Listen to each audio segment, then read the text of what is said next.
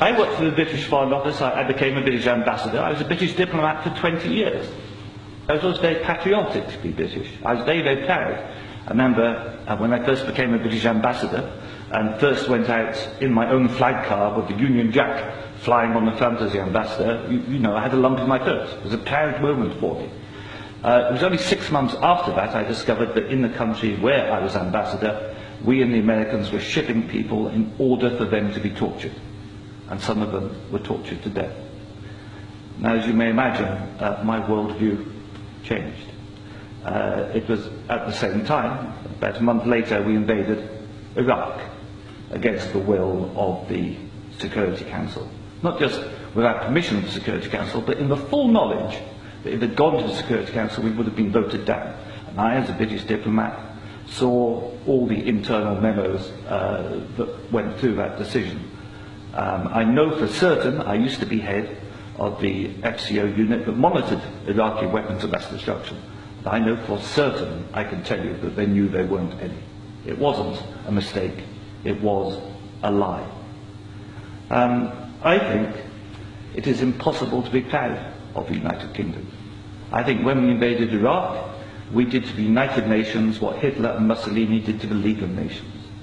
And I think what we've done since, where the truth is often much hidden, in the bombing. If you look at Libya, disaster now, we bombed it. We killed 15,000 people when NATO bombed Sirte, something they never told you on the BBC. And did we make it better? No. I saw in Uzbekistan, I saw the gas contract signed by Imran and a company called Unocal, which George Bush Sr. was on the board, to dig out gas pipelines from Uzbekistan and Kazakhstan over Afghanistan down to the Indian Ocean. That was actually what the Afghan war was about. They'd actually had talks with the Taliban and Unocal to see if the Taliban would provide pipeline security. The person who held those talks was the consultant for Unocal, who was a certain Mr. Karzai, who, after being employed by George Bush Sr. as a consultant, went on to become president of Afghanistan. That was their plan B. The Taliban wouldn't do it, so they invaded. It usually, I've seen it on the inside, it's almost always about control of resources. It is every bit as corrupt as our first speaker, I'm sorry, I'm also terrible at names, integrated. You are absolutely right, Andrew. And I can tell you it's not an academic construct. The system stinks.